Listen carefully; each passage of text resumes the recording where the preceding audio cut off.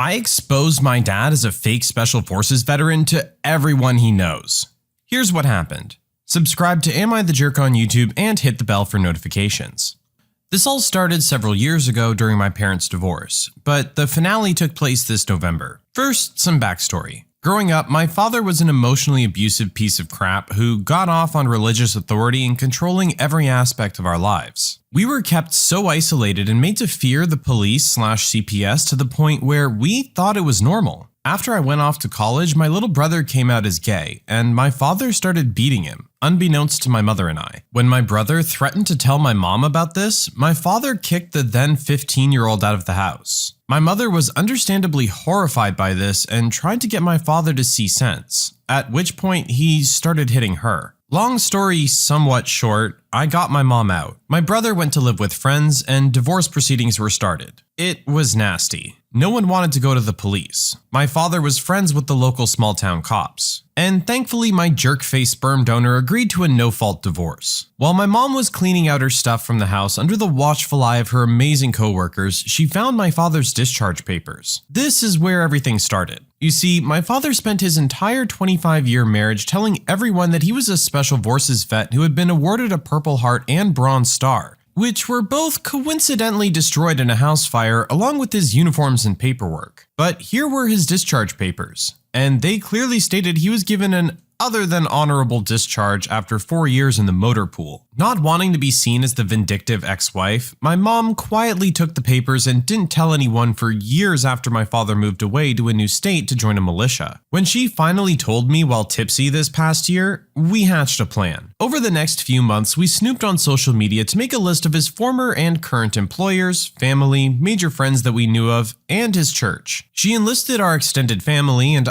my college friends from all over the country. In November, we each purchased Veterans Day cards and wrote out messages such as Stolen Valor, Motor Pool, Pretender, etc. Everyone attached a photocopy of the page listing his discharge. And then we sent them on the same day from the nearest major cities with the return address listed as his current church. They arrived on or around Veterans Day from Atlanta, Orlando, Washington, D.C., New York, St. Louis, Kansas City, Seattle, Portland, LA, Houston, Ontario, London, and Edinburgh. Immediately, my mother was inundated with calls and emails from people who had no idea and couldn't believe he was like that and were sorry for not believing her and my brother. My jerk-faced dad sent a nasty email implying horrible things if he ever could prove my mother did this, which she forwarded straight to her lawyer along with the nasty letters from his more vocal supporters. Now, most people in our hometown look at her as the battered spouse who walked out with her head held high, rather than that tramp who divorced such a godly man. My little brother has no idea we did this. He didn't want anyone to confront my father. But later, he told me he got a random call from our old pastor apologizing for kicking him out of the church over my father's lies. And I can finally sleep well at night with the knowledge that his reputation is in shambles by our hands. Revenge truly is a dish best served cold. But that jerk deserved it. Yeah, I'd say this guy deserves everything he got, and then some. It never seems to fail that people who are jerks at home like to put on this front to the rest of society, that they're some kind of hero or something. In this case, apparently he was viewed as a godly man and bragged about being an ex-Special Forces vet and having a Purple Heart and Bronze Star and all these things, when in reality he was just a piece of crap. Goes to show you never know what's going on behind closed doors. My entitled mother begs me for money despite just buying a new house and car. A little backstory. My mom, who's on SSDI, top tier, almost $2,800 a month, has a very hard time budgeting. Last year, she decided to sell my grandparents' house in South Oregon to move back to the Seattle area. She got the house by having my grandma with dementia change the will and cut out her two siblings, my uncle and aunt. And after my grandma passed, the house and all the savings and belongings went to my mom. So she sells the house and instead of buying a reasonable home, since she has limited mobility and a bad prescription drug addiction and falls often, she buys herself and her 3 cats a 4,000 square foot home in a gated community. There was literally no money left over from the sale and acquisition of the home. I had to help pay for a moving van and helpers. Before this, she had a settlement from a slip and fall lawsuit of roughly $50K, which she instantly rolls into a brand new 2018 Toyota Highlander. She had been left my grandmother's 2009 Aspen SUV, but the gas mileage was not good enough. Then she backs into a tree and busts a taillight on the new car a few months after buying it, goes to the dealership to fix a taillight, and decides she needs a brand new 2019 fully loaded Highlander with a tow package. And she has nothing to tow, so this is a mystery. She trades in her 2018 with 5,000 miles on it and takes out a $35,000 car loan. And this is on a fixed income, and she always has money trouble. So now we're at like $80,000 worth of car at this point. Excellent. She's constantly begging my brother, sister, and I for money. We're 38, my brother, 36, me, and 27, my sister, and all trying to establish ourselves in our lives, careers, and financial security. I'm a stay-at-home mom with 2 young kids. We live off my husband's income as an apprentice tradesman, and we have to be very frugal. We qualify to live in low-income housing, and I find ways to be resourceful, like donating our time and vehicle to help a local food bank, so we're able to get some food as well as help the community. We don't own a home or brand new fancy cars. And if you take away rent and do the math for just 2 adults, we live on less than her monthly SSDI. Yet every month, she has a sad story about how she can't afford X or Y. She finally canceled her $175 a month TV plan. I've asked her more times than I can count to please not bring up money matters with me, and I've offered to help her budget, but she refuses the help and only wants money. Well, she brought up the money the other day when she came up to our apartment to visit the grandkids. But really, she came to pilfer the food bank transportation we do every Sunday before we drop off at the food bank. This time, she's saying she didn't have enough money to pick up her prescriptions. This is just after she told me she gets her prescriptions in the mail. I think she has a drug-induced dementia from the 15 years of benzos and opiates. I told her I could spare $15 for gas money, but that was all. I explained we're a family of 4 living on 1 income, and we have a tight budget. I reminded her that she's had plenty of opportunity to save or spend her money more wisely, so she takes the $15 and goes. I get a call the next day of her crying, saying that the way I brought up her poor money choices was terribly upsetting, pretty much making me out to be the villain and her the victim. This self-victimizing routine is her go-to. It's exhausting because I've done so much for her. I put my life on hold for 5 years after college to be her full-time caretaker. She fell and needed a hip replacement and got hooked on opiates. I couldn't hold down a job or any healthy relationships because I was constantly being called back home to get this or that for her, take her to her doctor's appointments or whatever. I could literally write a novel in all the ways I've helped her. Screw her for trying to make me out to be the bad guy because I don't give her money to get extra prescriptions to fuel her addiction. Screw her for even putting it out there and begging my family for money when she has so much. And lastly, screw her for never respecting my boundaries, which I need to preserve my well-being. After her sob story phone call, I was upset, and it took me a few hours to get my head on straight. I wasn't a good mom to my kids at that time. So to be a better mom to my kids, I'm putting old mom in timeout. I need a break from that entitled jerk. No, original poster, I don't blame you. You do what you need to do. Sometimes you just need to cut people off. It sounds like our poster's mother has really never had to worry about money because everyone keeps giving it to her. She clearly doesn't understand the value of $1 if she's pulling all kinds of moves like this. The car switch in particular is one that I just totally cannot get behind. And $175 for TV a month? Come on, just get Netflix. Maybe if she stops getting help and actually has to budget because she now has no choice, maybe she'll learn to have a little bit more respect for how much you help her.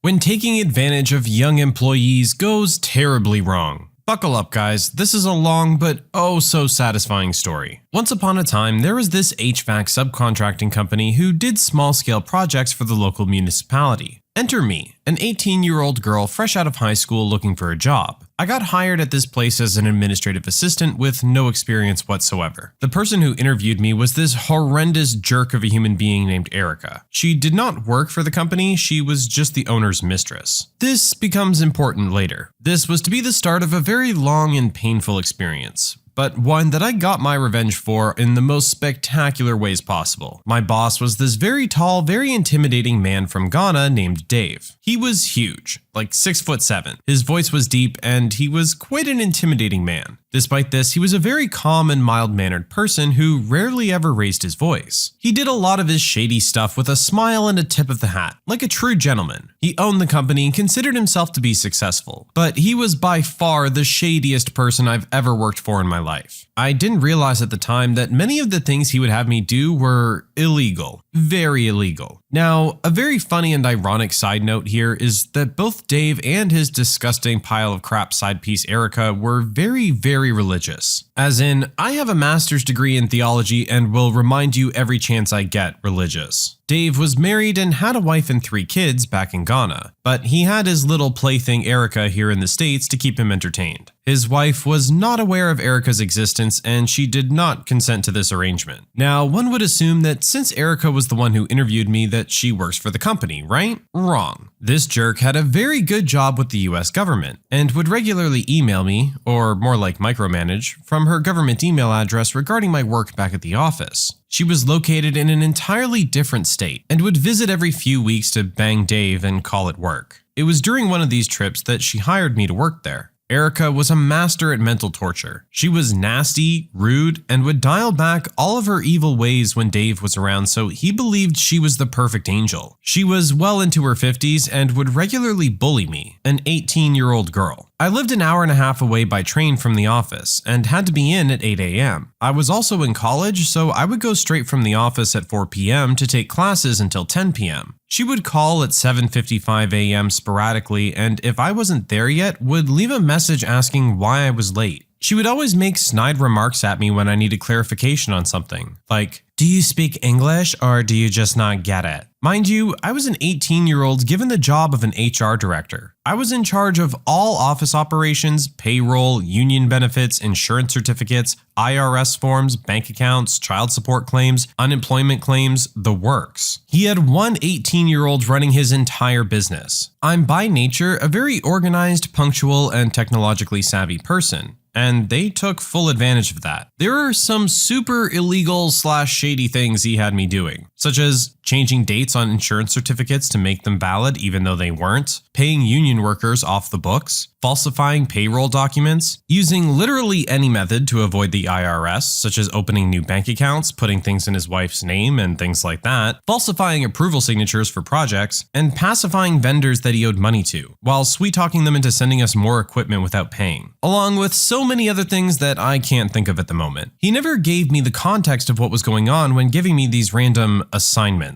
It wasn't until later on that I started to put 2 and 2 together to figure out that most of what he was doing was shady. I worked at this place for a total of 3 years, and regularly had mental breakdowns in the office because of the sheer amount of work, bullying, and pressure from Erica and Dave. I'm talking ugly crying while doing my work because I didn't have time to just cry. Anyone in their right mind would have quit. But I was in college and got paid under the table, which kept me on my health insurance and able to pay for my textbooks and schooling with no debt. I went to a cheap city school, so I didn't have to take out any loans, and not going into debt was more important than anything in the world to me. I would have slaved for as long as it took as far as I was concerned. Side note, during this time, I hired a lovely young woman named Lily to help me make copies and answer the phone while I ran the entire company. She was a student and around my age and had great work ethic. Erica would bully her too. So we had a great friendship and a mutual burning hatred for this creature that calls herself Erica. She helps me exact my revenge on these cretins later on by giving me documents, information, and whatever I needed, since she was still logged into the company email long after she left. Now, I have stories for days about the various screwed up things they did to Dave's various co-contractors, his employees, and myself included. But this story's already long enough, so I'll tell you about the time Dave told me to take a vacation. You look stressed. He sent me on vacation with 2 weeks' pay and said a lot of pleasantries about how hard I work for him, how he couldn't run his business without me, and yada yada yada. It was all lip service because when I returned the Monday after my 2-week vacation, I see some guy sitting at my desk using my computer. Of course, I figured it was a mistake or he was a new engineer using my computer for drawings. Well, tough luck for me because the next minute I hear Erica and Dave walking to the front office where my desk was located. I had no idea Erica would be there, and she traumatized me so much that my body would physically react to her presence. Heart racing, sweating, anxiety, everything. They took me into the back in Dave's office and said something along the lines of, "You're fired." To put the icing on this steaming crap pile of a cake, Erica made up some convoluted excuse as to why they couldn't give me my money I was owed from working overtime the week before I left. I saved up my 2 weeks' pay, so it wasn't the end of the world. But oh boy, did that last bit peeve me to no end. I stewed for 2 more weeks while I finished up finals. I kept going over the various scenarios in my head where I was belittled, talked down to, disrespected, shamed for not being religious, and taken advantage of. These jerks have to pay. And so I started my beautiful waltz of revenge with the IRS. I texted Lily and told her to start looking for a job ASAP because it was about to go down. She replied that she was already putting in notice since she got a gig at the hospital. Perfect. I began by filling out all the whistleblower paperwork and memorized all of his information, including his tax ID number, so that was a breeze. Off to the mail that went. My next stop was the Department of Labor. Same routine. Filled out the forms, sent it off with a smile. Next stop, the labor union. I sent an anonymous letter detailing how he was avoiding paying benefits by hiring union guys under the table. But wait, there's more. I then proceeded to sign up Erica's government email address to every single marketing, adult entertainment, and spam site I could find. All of them ranging from very niche adult entertainment to discounted Ray-Bans from China. Then I contacted the insurance agency whose certificates he had me alter and told them not to work with him anymore because of what he was doing. I stopped myself from making copies of Erica's mortgage application and tossing them off a building because that could be traced back to me and would be illegal. I'm glad I didn't do that though, as the universe had plans for her. We'll get to that in a bit. I sat and waited for a few weeks, and slowly the responses from various agencies trickled in. Many violations were filed against him, and various liens were placed on every single asset he had. He no longer had any insurance, so the major contractors would no longer work with him. In less than 6 months, the company went kaput. Fast forward 6 years. I'm sitting in my apartment enjoying some fine wine when I get an email from my old AOL account that I haven't used in years. It's from Erica, but her personal email address. And I see it's a mass email to everyone in her contacts list. It read something like this. Please help. I'm stuck in Italy and have been robbed of everything including my money and passport. If anyone here could help me, I would really appreciate it. I'm stranded here with nothing and don't know what to do. Cue my hysterical laughter for probably 10 whole minutes. And yes, I did reply back to her email. My reply was short and simple. LOL, is this real? And that's the story of why jerks shouldn't take advantage of young employees. Good job to our original poster for making sure that this jerk got what was coming to him. I'm sure a lot of people would walk away from this just to be glad to be done with this terrible experience. But our original poster put in the time to make sure that these jerks don't ever get to do this to anyone else ever again, along with exposing them for taking advantage of pretty much everyone else they were in business with as well. People who run their business like this, really shady-like, love to hire young people to do these important jobs because they know that they don't know what they're doing and don't know any better. It literally is just taking advantage of someone who doesn't understand what they're doing. But this story goes to show that just because they're young doesn't mean they can't completely screw you over. The only thing we didn't get the follow-up on was what happened with his wife. I feel like that really would have rounded out the story if she got to find out what was going on between the boss and Erica. Maybe we can just assume that little tidbit for ourselves.